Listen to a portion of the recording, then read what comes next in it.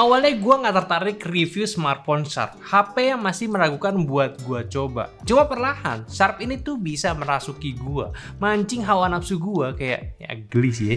Ya lewat review handphonenya Pizza Gadget ya. Temen gue nih, gue lihat itu keren juga nih handphone, kameranya apalagi tuningannya tuh kayak ala-ala Jepang gitulah, tonnya plus bagus juga lah dari segi motretnya pula. Tapi yaudah, itu kan pas kemarin launching si flagshipnya. Sekarang ada lagi Aquos Sense 8 mid-range yang mancing gua dengan diam-diam bawa si Snapdragon 6 Gen 1. 6 Gen 1, real penerus chipset badut Snapdragon 695. Apakah bagus setelah dibawa dan diracik sama Sharp, brand smartphone Jepang yang satu ini ya? Ini satu-satunya kan handphone Jepang ya? Ya, dan jawabannya handphone ini bagus. Ya memang lu mesti lihat dari segi perspektif yang berbeda tentunya. Cuma singkatnya aja, biar lu semangat juga nonton video ini ya para kaum mending, Sharp Aquos Sense 8 dengan Snapdragon 6 Gen 1 itu paduannya cantik banget. Serta mungkin gue juga bakal bahas di durasi yang panjang juga karena ini bakal jadi bahas panjang juga soal handphonenya, kameranya, serta si Snapdragon 6 Gen 1-nya. Makanya kalau bisa lu sambil makan aja biar nggak bosan nonton videonya. Tenang, nggak bakal bikin kecewa kok, asli. Tapi gue bahas dulu dari desainnya. Yang jelas ini tuh ya desain super klasik yang mungkin karena udah kebanyakan style sekarang tuh jauh lebih modern.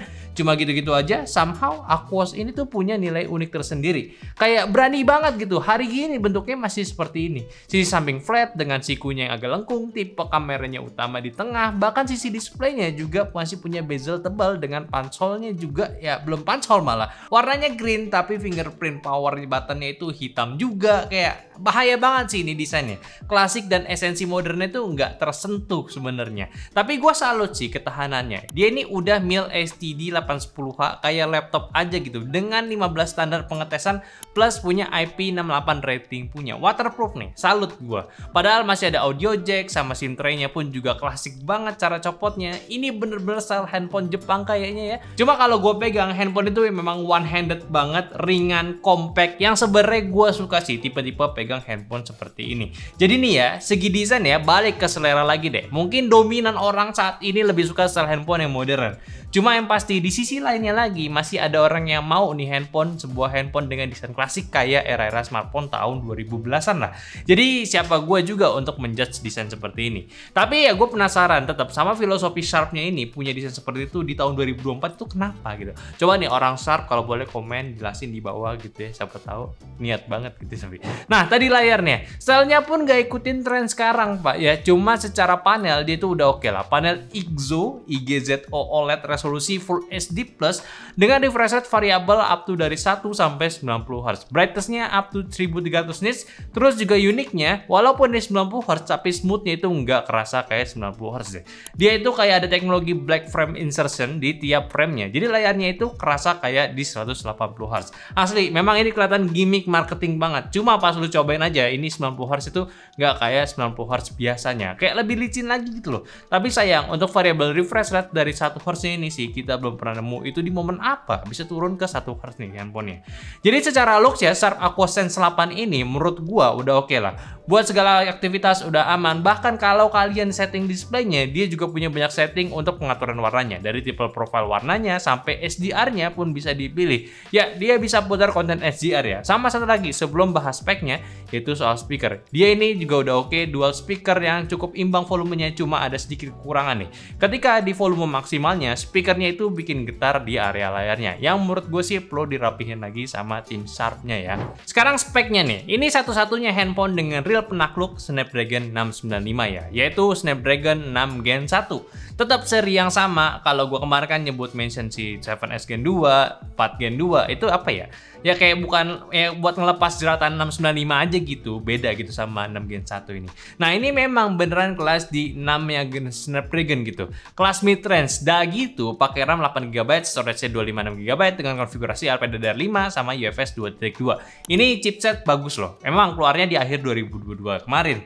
Udah 4 nanometer juga. Ini gue perbandinginnya ke 695 juga nih ya. Dan walaupun manufakturnya ini Samsung, ini chipset performance bagus banget. Mungkin karena dari OS Sharp-nya pula yang nggak terlalu kustomisasi Android stoknya, tetap kerasa vanilla, cuma ada sentuhan Sharp sedikit yang cukup kerasa juga ya, jadi masih oke lah. Bawaannya itu Android 13 ya, secara casual use ini udah asik banget, gak ada patah-patah kayak tadi gue bilang, 90%-nya aja itu udah kerasa smooth banget. Multitasking juga aman, gak ada masalah karena ini udah 8 GB juga. Segi benchmarknya di Antutu V10 dia dapat skor di 478 ribuan, jelas di atas Snapdragon 695. Geekbench-nya juga mendapatkan skor 947 untuk singlenya dan 2982 28 untuk multinya. 3D Mark Wildlife itu dapat di 2300-an poin dan Slingshot itu di 5500-an poin. Ya sebenarnya performance gain itu nggak gede-gede banget. Kalau dari benchmark sih ya paling kelihatan tuh upgrade dari GPU-nya yang makin oke. Yang peningkatannya itu kayak hampir 100% lah, daripada 1200-an ke 2300-an di Wildlife-nya gitu. Ya emang jelas dari segi spek Adreno-nya pun di-upgrade ya. Jadi Adreno 710 kalau kita cek di internet. Yang paling biasa itu ya single core-nya ya. Ya karena balik lagi konfigurasi CPU-nya itu masih sama, yaitu A78, Cortex A78 di 2,2 GHz ya. Jadi performance-nya itu nggak bakalan beda jauh. Cuma kalau bandingin sama multinya, ini kerasa performance core-nya itu lebih banyak jadi 4 core, dan mana ini punya gain performance hingga 34% di Geekbench-nya. Gimana menurut kalian soal ini? Ya komen aja gimana si Snapdragon 6 Gen 1 ada di AquaSense 8 ini. Dan disclaimer juga biar nggak salah paham buat kalian kali ini handphone nggak buat untuk main game atau punya performance yang super kencang di kelasnya. Jadi sekedar tahu aja lah gimana peningkatannya. Dan sejauh ini menurut gue sih ini udah bagus banget. Makanya kalau kalian masih excited, mending cari cemilan tambahan karena di sini kita akan bahas lebih teknis soal performance si handphonenya ini. Pertama, dari stabilitas, 6 Gen 1 di AquaSense 8 ini bisa stabil. CPU stress test selama sejam bisa tahan di 80-90%an ya. Bagus banget, walaupun 10 menitnya itu bisa lebih anteng di 90% dan menit-menit akhir itu pun udah mulai turun performance-nya ke 80%. Terus di Wildlife-nya pun bisa tahan stability-nya di 99%, ini juga handphone bagus banget. Masih nggak percaya juga soal benchmark tadi? Di pengetesan game pun juga seperti ini. Kita bahas dari Mobile Legends dulu, yang mana di settingan Ultra Super dapat rata-rata FPS di 86 dan penggunaan baterai selama 55 menit cuma makan 10% aja, dan suhunya yang paling panas itu di 40 derajat Celcius dan di bagian belakangnya itu di 38 derajat Celcius. Secara main game benar-benar dites lama buat mastiin ini bakal kena limit atau enggak, dan hasilnya yang pertama, buat body yang compact begini jadinya lumayan ngaruh ke pengalaman main game dari speakernya ya. Di hampir 1 jam ngetes kita pakai speaker sekitar 60% volume, jempol berasa pegel ya. Bukan karena soal panasnya, cuma getar dari suara speakernya ini ke badan layarnya ini jadi yang lama-lama tuh berasa kena jarinya. Tapi satu sisi soal performance ini aneh banget. Ya kalian bisa lihat aja secara rata-rata bisa stabil di 86 FPS cuy. Memang naik turun ada, cuma ya kejadian itu cuma pas lagi war doang, dan bounce back lagi itu juga cepet banget. Nggak ada penurunan performance ataupun drop FPS lagi ya. Kalau lu lihat di chart itu ya cuma di lobby aja lah itu turun performance-nya. Dan kelihatan juga dari penggunaan CPU saat main game Mobile Legends juga ini bener-bener irit banget. Settingan kayak gini cuma makan 37% doang rata-rata CPU size-nya, sama powernya pun cuma di 2,9 watt doang. Gak heran main sejam cuma makan 10% doang ya. Kaget kan lu pada? Ya gue juga kaget sebenarnya. Nah langsung aja kita hajar yang berat, yaitu Genshin Impact di settingan medium 60 fps dapat rata-ratanya di 40 fps, dan penggunaan selama 22 menit cuman makan 4% aja, dan suhunya ya ini lumayan hangat yaitu di 41 di bagian belakang dan depannya di 43 derajat Celcius maksimumnya. Nah di Genshin Impact di settingan medium 60 fps sebenarnya segi fps itu kerasa banget naik turun memang, tapi ingat ini chipset mid range dan naik turun itu cuma mentok di 30 fps doang. Bahkan kalau area tertentu bisa nyentuh ke 50 fps ya. Bagus banget. Dan kelihatan ya ketika teleport FPS super drop dan saat perlu rendering CPU usage-nya pun kelihatan spiking juga, tapi ini hal yang wajar. Tapi yang gue heran sih, ini power draw-nya tuh bisa-bisanya cuma di 3,4 watt doang. Yang bikin 20-an menit baterainya ini irit banget cuy. Walaupun soal suhunya ini jatuhnya hangat-hangat ya, tapi kalau belum sampai 44 ataupun 45 derajat, dan itu bukan konstan di 43 derajat juga, itu maksimal ya. Sisanya ya kalau udah lumayan biasa gitu kayak banyak fight paling sekitaran 41 sampai 42 42 derajat Celcius doang cuy. Nah game PUBG nih di settingan HDR Extreme dapat rata-rata FPS di 56an. Dan penggunaan baterai selama 29 menit cuma makan 7% aja, dan suhunya paling panas itu di belakang 39 derajat Celcius dan depannya paling panasnya di 41 derajat Celcius. PUBG untuk HDR Extreme pula kayak udah nggak perlu khawatir lah. Anteng banget FPS-nya, bahkan di saat CPU usage dan juga power draw yang tergolong tinggi. Ini yang korbanin cuma penggunaan baterainya aja yang masih tergolong irit sebenarnya. Setengah jam cuma 7%-an aja. Jujur ini kaget ya. Di handphone compact yang bukan flagship harusnya sih bakalan biasa aja. Ini jatuhnya super gitu. Dan soal speaker emang secara suaranya udah cukup bagus lah soal stereonya. Bisa kasih info musuh itu ada di mana. Tapi saran gue mending lo pakai headset aja karena dikasih jack juga kan. Tangan biar nggak kerasa geter-geternya jadi pegel kalau kelamaan, jadi kayak lagi dipijit gitu, aneh gitu. Malah kebalikannya jadi pegel bukan jadi enak. Nah di game CODM di mode multiplayer ini high max settingannya dapat rata-rata FPS di 52 dan penggunaan baterai selama 19 menit cuma makan 6% doang, dan suhunya tertinggi itu cuma di 39 derajat Celcius doang. Anteng ya. Di game ini apalagi untuk mode multiplayer kayak udah tutup mata aja lah soal performance. Sebenarnya ini bisa di 58 sampai 59 rata-ratanya.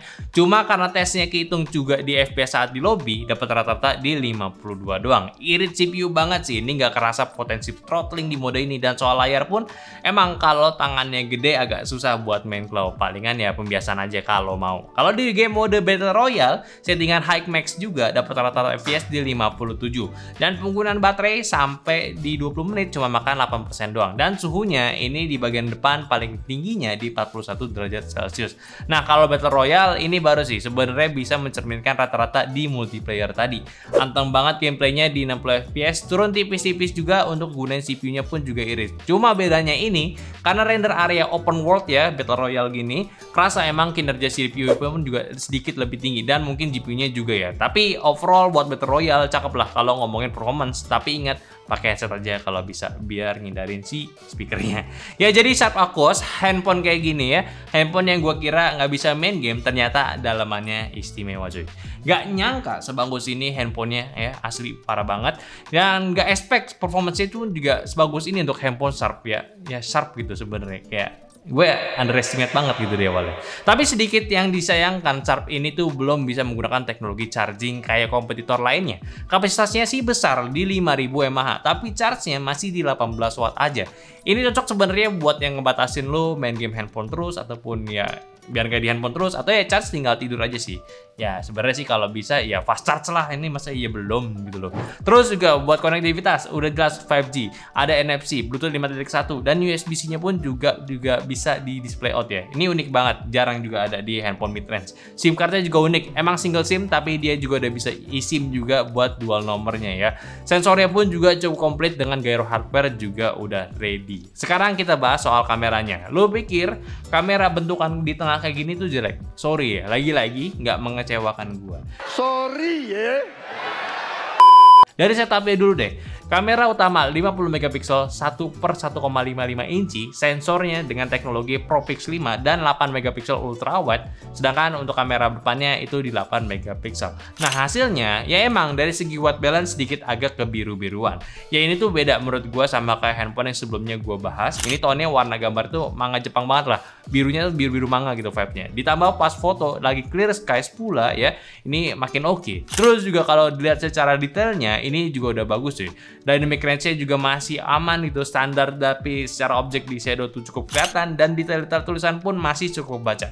Dan lu bisa rapiin lagi dari segi dynamic range-nya itu di mode auto HDR atau mode AI-nya. Ini sih kayak sama aja ya kerjanya. Dan hasilnya jadi lebih baik lagi. Nah, tapi yang agak disayangkan yaitu buat ultra wide-nya dia punya tone warna yang nggak sama kayak kamera utamanya. Memang lebih bagus daripada segi white balance-nya, cuma untuk tone rasanya itu kayak agak muted warnanya. Jadi kayak redup gitu dari segi kontrasnya.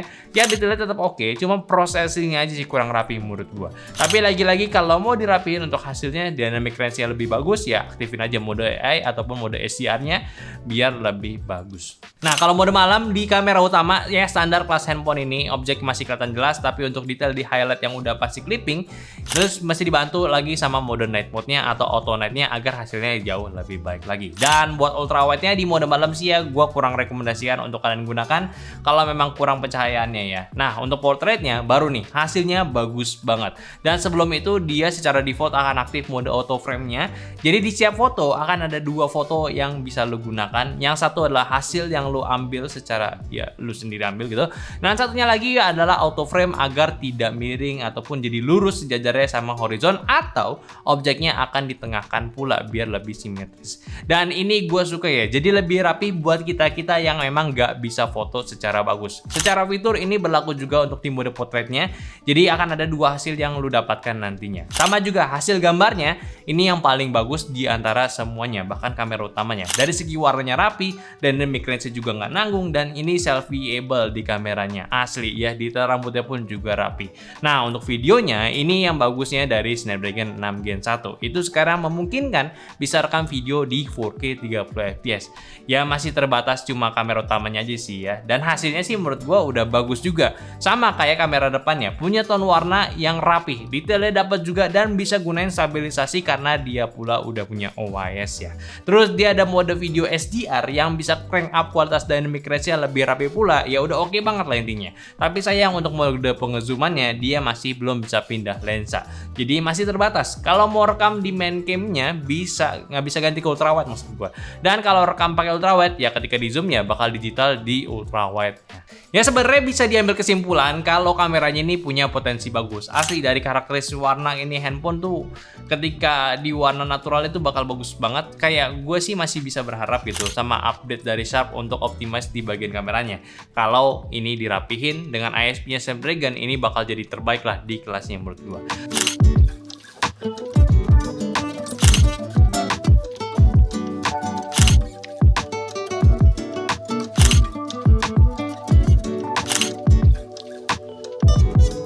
Oke, ini adalah perekaman dari Aquos Sense 8 ya. Sense 8 ini HP mid-range dari Aquos. Buat ininya apa namanya? Formatnya dia cuman mentok di Full HD 30fps doang nih sayangnya nih. Dan dia ada stabilizer. Lu sebenarnya nyalainnya di software ya. Jadi ini langsung gua nyalain aja karena ya udah perbedaannya ada di viewing angle dimana lu bisa lihat lebih luas tapi ya nggak stabil, jelek sih. Ya ini paling standar. Dan masalah mic-nya nih, gue sebenarnya agak sedikit gimana gitu ya. Karena mic-nya sebenarnya masih bisa pick up dengan bagus gitu. Muka gue juga ke ini, lo lihat ya, mana berubah tuh. Kalau misalnya backlight gitu-gitu, nah dia berubah lagi. Mic-nya kuring sih, agak kuring sih. Maksudnya untuk ukuran dia harganya ya, karena kemarin kan kita udah review beberapa smartphone yang di bawahnya harganya oke gitu. Jadi ya sayang banget. Cuman kelebihannya adalah dia emang bisa satu tangan, kayak lu kayak bikin story nih. Terus kayak gini ngezoom. Oh, dia kok ngezoom tuh main oke. Kayak buat gitu. Bisa satu tangan lah. Ya udahlah, itu aja sih. Sebenarnya di luar ekspektasi sih dalam hal konotasi negatif, tapi ya sudah. Itu aja, mending balik aja ke studio. Let's go. Jadi ya sejauh ini sih buat gua dengan tim testing handphone Sharp Aquos Sense 8 ini ya, ini handphone kasih roller coaster feeling gitu loh. Ada yang bagus, tapi ada yang masih belum ngikutin tren saat ini. Ya memang kalau kita lihatnya sebagai handphone dengan performance-nya bagus, RAM 8GB dengan Snapdragon 6 Gen 1 ini udah oke banget performance-nya. Bahkan di harganya pula. Ya memang untuk handphone mainstream bukan handphone yang emang suka rusak harga pasar gitu ya. Snapdragon 6 Gen 1 itu memang wajar banget harganya di range seperti ini. Tapi ya balik lagi, Sharp ini memang perlu ngembangin lagi dari sistem operating system ya. Ngembangin dari operating system di dalamnya. Ini handphone punya OS yang mendekati Android stock banget. Itu bagus memang, tapi kalau bisa sentuhan OS Sharp-nya itu diperkuat lagi sih. Kayak bakal lebih baik menurut gua. Sebenarnya juga kalau buat sustainability ini udah bagus ya. 3 tahun upgrade OS dan 5 tahun security patch juga. Jadi intinya handphone ini udah bagus. Dan gua dengar-dengar harga handphone ini kalau dibandingkan dengan negara asalnya lebih untung di sini. Harganya dari 6 sampai 6,5 jutaan yang katanya cuma dapat handphonenya aja, di sini masih dapat charger, dapat kabelnya, bahkan anti goresnya pun juga dapat. Anti gores, maksud gue casingnya dapat. Gak tau ya ini benar atau enggak, cuma kabarnya aja. So sekali lagi handphone ini sebenarnya menarik buat orang yang ingin cobain rasa baru. Tapi dengan catatan gue berharap penuh dari tim engineer-nya Sharp Indo atau bahkan yang Jepangnya, yang utamanya sana, kembangin lagi dari smartphone-nya. Ini potensinya bagus banget. Ya soal desain mah selera lah ya, banyak yang suka desain handphone Jepang juga kan. Harga memang sebenarnya standar 6 Gen 1 juga, harganya seperti ini. Tinggal lihat aja gimana respon pasar Indo soal handphonenya. Sekali lagi, gue bisa menyarankan kalian untuk beli handphone ini, tinggal sesuaiin aja sama kebutuhan kalian. Ini 6 Gen 1-nya enak banget. Dan jelas handphone ini bukan untuk handphone kaum mending ya. Dan gue juga terima kasih buat Sharp nih ya, untuk mau bawa handphone dengan chipset baru ke Indonesia. Semoga yang lain bisa ngikutin gitu, nggak cuman pakai chipset itu lagi gitu. Oke, itu aja dulu pembahasan gue dari Sharp Aquos Sense 8. Tolong bantu juga share video ini teman-teman kalian lagi butuh handphone unik, handphone baru dengan performance yang oke juga. Dan jangan lupa kasih pendapat dari kolom komentar, sama like video ini kalau kalian suka, dan follow semua sosial media kita di Instagram, TikTok, Facebook, Discord yang semua ada di deskripsi. Dan terakhir, sampai jumpa di videonya selanjutnya. Bye bye.